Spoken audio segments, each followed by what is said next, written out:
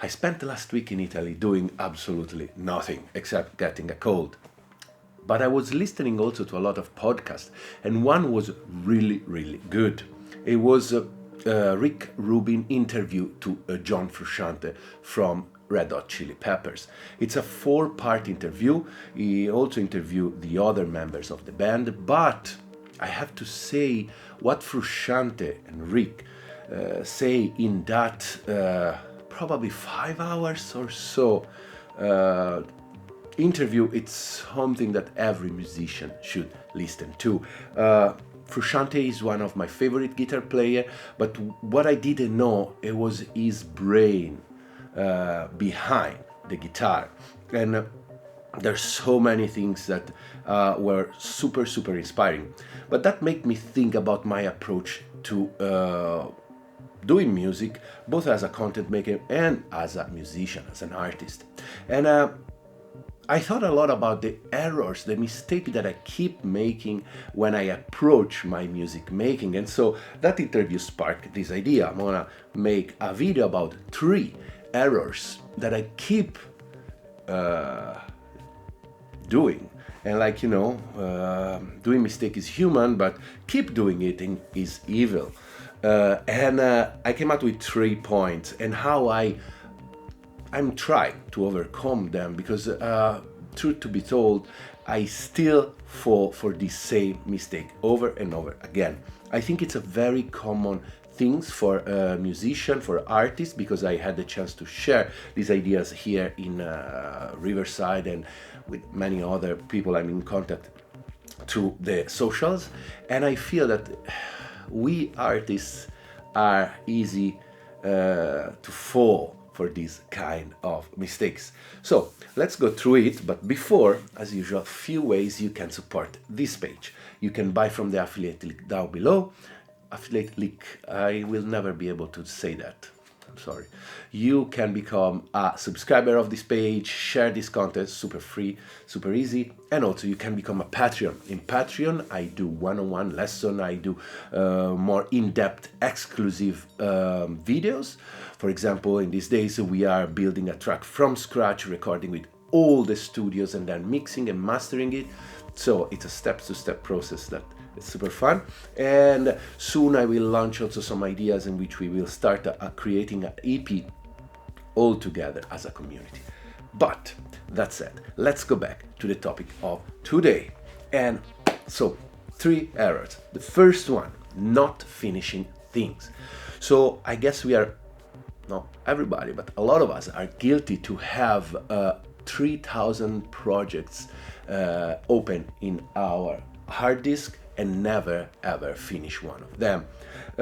Initially, when I started with this journey, I was recording every single day 1 clip, 1 video, and publish it on Instagram. That sort of religious attitude towards doing that every single day made me extremely proficient, both in recording music and using tools, recording video tools. That year was really good for everything. It sparkled a lot of creativity, a lot of ideas. And then of course it's not really sustainable, because every day doing that, it's a lot of work. But initially when I started, I felt like, how am I gonna do that? And then my brain started to find initially excuses not to do it. So like, it's too complicated, I need to learn that, let's just do 1 video a week or 2 video a week. But then I forced myself, and the same brain find ways to overcome all of this problem. To the point that I became so fast and so proficient that I can do a video for you, for Instagram, for example, in 10 minutes. Do a nice clip, record it, color grading, and publishing it. Which to a lot of people seems almost impossible, but I swear, it's just like the matter of doing it. At the same time, I feel that music production can be like that. I said that before, but I believe in quality over quantity. But also when you do a lot of quantity, when you produce a lot, your quality will go up no matter what. And then it's just a matter of selecting only the best. So for me, publishing clips was never an artistic endeavor per se. It was just, learning and sharing mood, summoning some kind of feeling. The problem that I'm experiencing now, it's like when I prepare an album or an EP, I put a lot of value on that. So I always think this has to be a track or some music that really speak about me. And this, I feel, it's a beautiful thought, because when we publish things and when it's an artistic endeavor, it should mean something, at least to the artist, for the artist. But at the same time, I use it as an excuse. I have a lot of projects, a lot of tracks almost finished. And then I'm like, I need to add something, or I need to mix it better, or maybe this is not too refined, too polished. And with this attitude, I keep accumulating things and not finishing albums. So I decided lately to take out of my day few hours, 1 hour or two at least, in which I go through my project, select things, and finish track. No matter what, even if then I will not publish it or use it, but I want to bounce them and have it on my hard disk. So whenever I go through my project, I can listen to that, and you never know. Maybe that track will be useful for a project, will be useful for scoring. Sometimes agency ask me, like, can you send me a bunch of tracks that could be useful for scoring? For sure, if you have it, it's easy. Otherwise, it's a lot of work. So I think you need to find a way not to overthink when you have tracks and make it easy. It's like on that book, Atomic Habits. It's like start with habits that are easy for you to do. So initially for me was using the Model 1 mixer, put a selection of synths, record that in stereo takes, and that's it. I thought sometimes that was a laziness, because then I couldn't really mix and master too much, because it was just a stereo recording. But at the same time was a lot of heart, because that was the performance. I need to learn how to perform with synth, so that teach me how to use them and how to create tracks live. And I come from bands, so for me that is a huge value. So find a way for you to record, mix, master, maybe leave it to somebody else or do it whatever you want, but find a way to make it easy. And for me, it is recording performances. If I go by loops, like recording snippets of stuff, I will never ever finish anything. I have thousands of good loops, but then I just stare at them, and like I find it hard to go back to them, prepare a template, and then play over it. It's not something that really works for me. So really the importance here is to find your workflow, but then force yourself, once you start something, to make it to the end, finish your product. So that's one of my big mistakes that I keep doing, but I'm trying to work about. Second big mistake, gear obsession, or gas, as whatever you want to call it. So for my work, I do demos, I do review, and that, while I love it, I'm very passionate about things, and now you give me a synth and in an hour I already know how to use it, because I feel that I'm getting into a lot of companies' way of thinking, and it's beautiful. At the same time, it's really, really hard to produce music when you have a constant flow of instrument, pedals, software, because of course you need to stop, learn that, and that it takes a lot of time, and then find the idea, where can I put this, how can I make it shine, how can this fit my workflow. It's mentally taxing. So I need to stop that, and I realize whenever I have a very small amount of things I can work with, I'm doing my best. My best album, for example, the one that is probably the best public reception was the Subharmonicon EP, made with the Subharmonicon, a couple of pedals, and that's it, and recorded in stereo, like so, to go to the first error. That was recorded probably in a few days or a week maximum.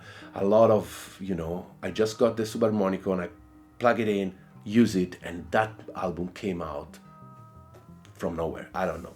So limiting yourself, as usual, limiting yourself is the best way. A lot of you ask me, yeah, you have a lot of things, where is the Vermona?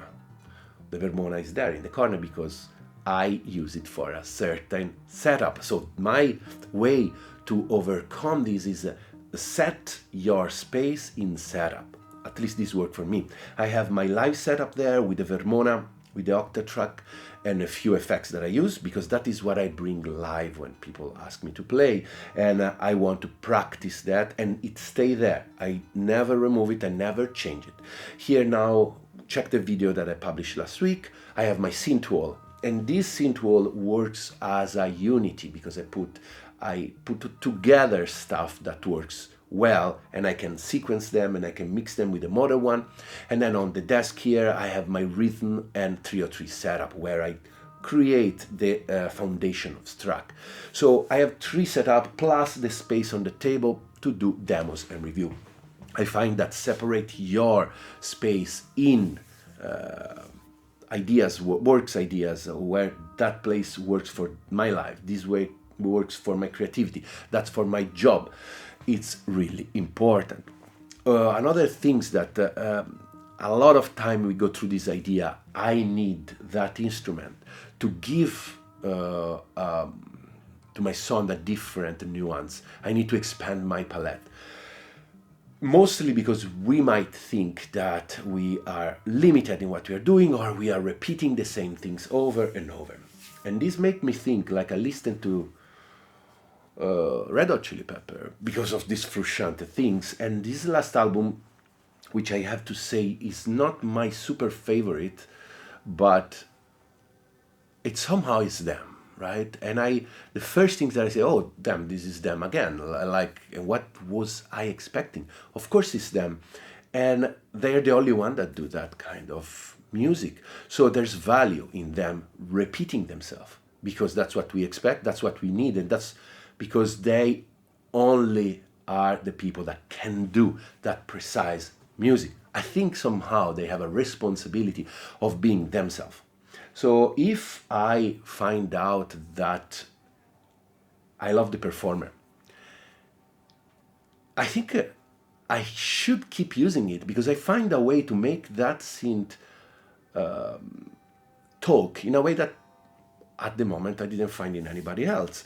So that's a sort of responsibility that I have. Keep working on that and become a master of one. Not a master of none, which I've been very good at, but I decided that I need to keep working on one instrument as for maybe a lifetime, until I find all the way I can use it, also the wrong way I can use it, also find different way to plug things. And I think there's something beautiful in that. I mentioned before Eliane Radig with her all album she did on the Harp 2500. I enjoy and love people that stick with one instrument for their lifetime. There's something so fascinating about that. I respect it so much, because you kinda tribute your life to one instrument. And there's also something that I will want to talk about that in a future video. Lately I was thinking, I'm using a lot of electron stuff, like the Octatrack, like the Rhythm, and the Vermona. I think I owe these people, because there's a lot of, weird rage when people talk about instrumental, like that should be do better that, or it missed this feature, or it missed that. Instead, we use somebody else's instrument and we make it our own. So I think this synergy of their thoughts my thoughts, how the instrument works with me, it's something magic. And a few days ago, I was like, I'm very grateful to Electron, for example, because they create something that became my bread and butter to do music. And so it was like a realization. It's like it's not only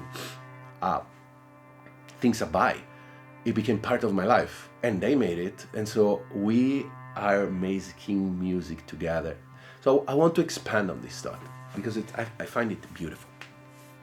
Anyway,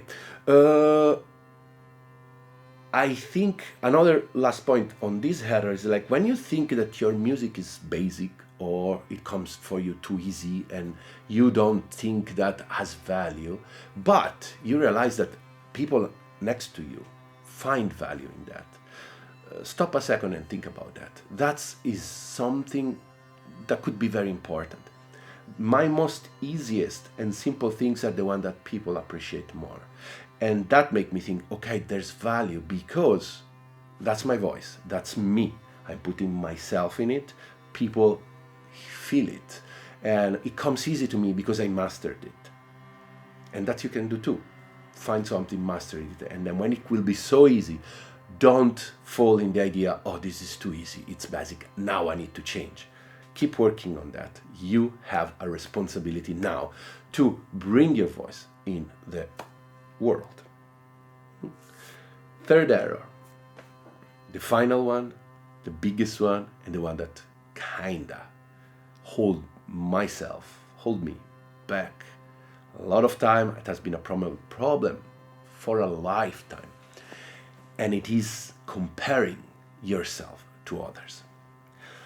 So while this has a lot of value, especially when you start, because it's impossible not compare your work or your value to others, it's really important to use this comparing in a great and constructive way.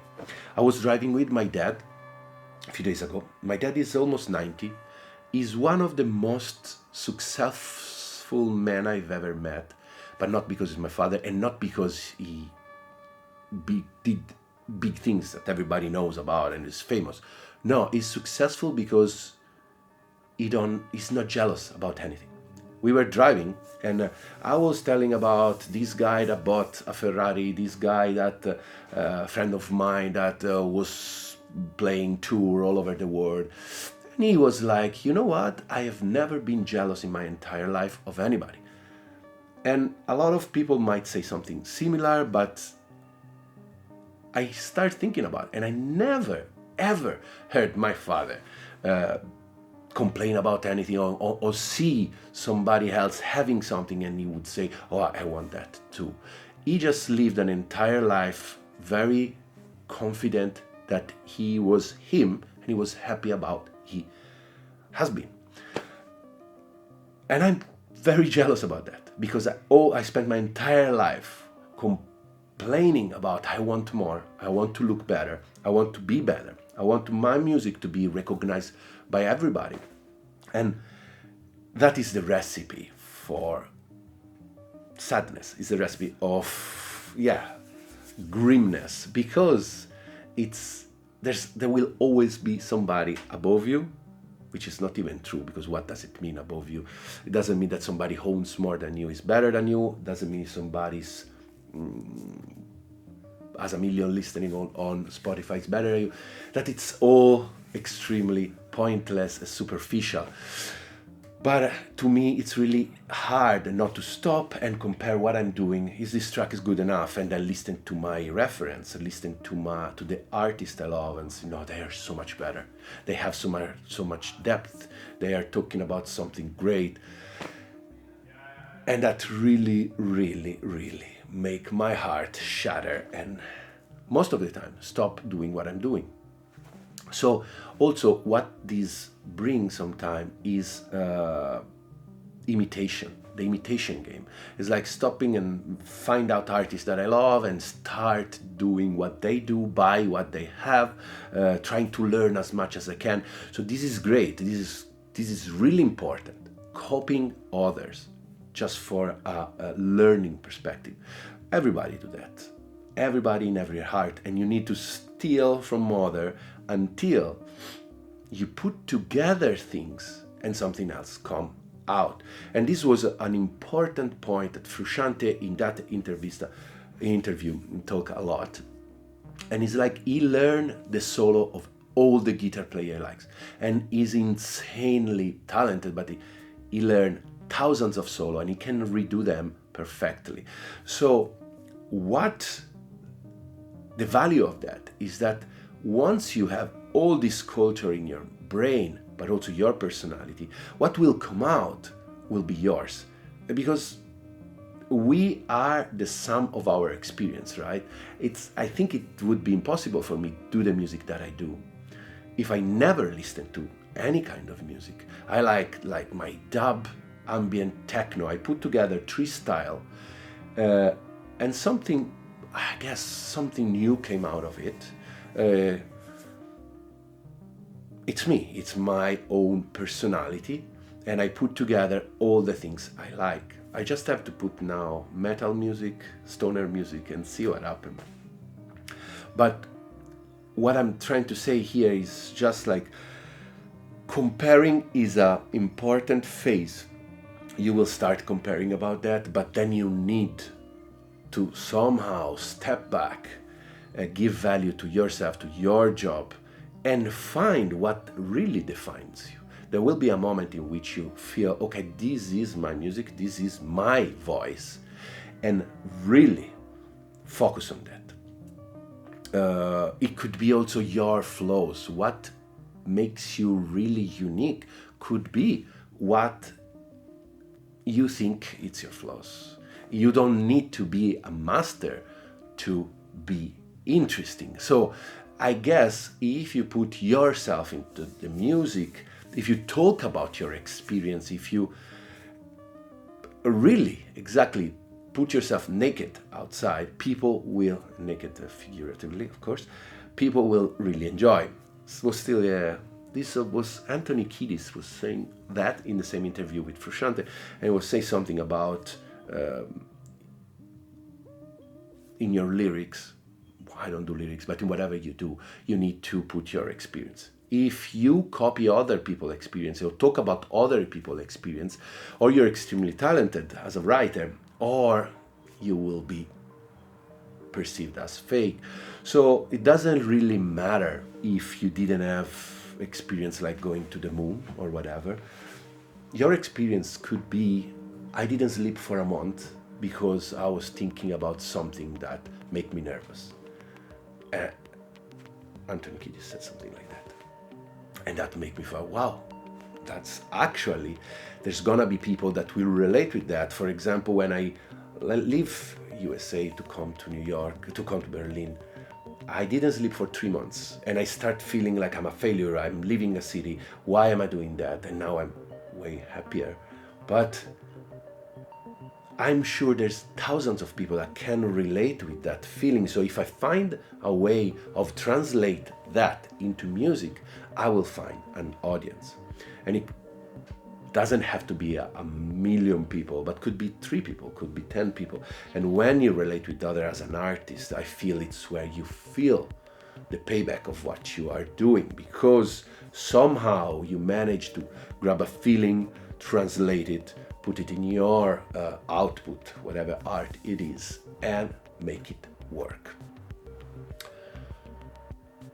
I think, to close this, the feeling of being worthless in what you do is really common amongst artists. I talk with a lot of other people, and very few are so self-confident like my dad or other artists that I know, that they say, oh, what I do is great and what I do is me, and I don't have any problem with that, to the point that sometimes these people sounds like a little cocky, but it's fine. I feel though a lot of other people really struggle with thinking they're worthless, having this imposter syndrome. That will come with another video too, because it's a big topic that I keep coming with in my community. So don't use that though to feel, oh, I'm worthless, it's pointless what I'm doing. It will come, you will overcome it eventually. Use it, talk about it. It's a topic that relates to a lot of other artists, so use it and share your experience in feeling worthless and why. And maybe just doing that, just talking about that, just put it in music, art, whatever, will make it overcome. Boom. And that closes this another of my philosophical video, and that's it. Did I honestly overcome all of these three problems? Not at all. I keep falling for them over and over. But just talking about that, there's writing like today, I was like, what I keep doing that is supposedly wrong, what can I do about that, what I did about that, really make me feel better, make me feel good. So share your thoughts down below. I love to read your comment, and it's always really, really great. A lot of this video actually come from your comment down below. Sharing ideas makes me like very curious and sparkle ideas for new topics. Again, I hope this was interesting. Please hit the like button, share this to support what I'm doing, and I'll see you next week. Ciao.